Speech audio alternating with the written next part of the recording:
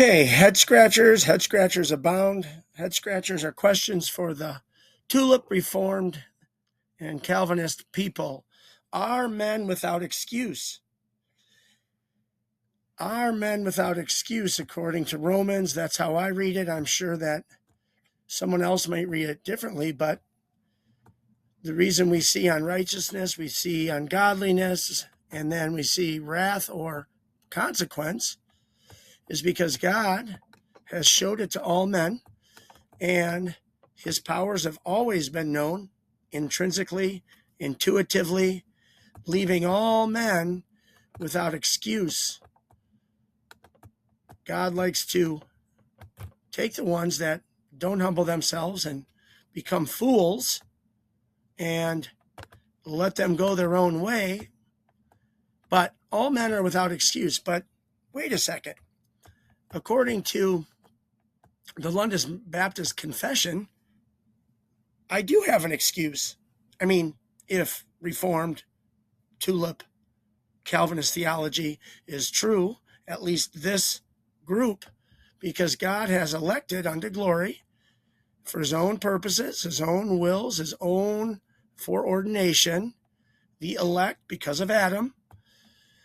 If God so chose, he'll save those and save those effectually only, while all others will not, cannot, and won't be saved or called, right? His power through faith salvation, neither any other will be redeemed by Christ or effectually called, justified. Let's go a little further. I believe that this is the greatest excuse in the world, and I'm questioning how Calvinists and Reformed, hyper, 4-pointers, 2-pointers, 7-pointers like Piper, how do you escape this conundrum? How do you teach this and sleep at night? Sorry, here's another paragraph. Angels were predestined, foreordained, particularly unchangeably designed, and their number is so certain and so definite that it can't be either increased or diminished.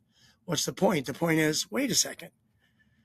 God has made everything known to mankind, says Romans 1, simply by looking at trees, mountains, and the perfect tide and the movement of the moon. We all know that somebody incredible, God, created all things, and that leaves all men without excuse. Excuse for what? Believing in him, chasing after him, wanting to know more about him, humbling themselves, confessing their sin, coming to Christ, learning, wanting to know more about this thing that we obviously know exists. But wait a minute, these paragraphs, all of them, give us excuse after excuse after excuse if Reformed theology is true. So that's enough. London Baptist, right here. Here's another one. It's probably small, but boom. So head scratchers abound. I'll try to shorten it up or make it concise again. Are men without excuse? Is that what the Bible really means? And I can't think of a better excuse. So someone explain to me how it's not an excuse that we couldn't do otherwise. The number is already set.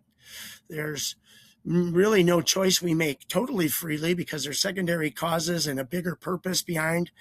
And some are elect and some are foreordained to hell. Head scratchers abound.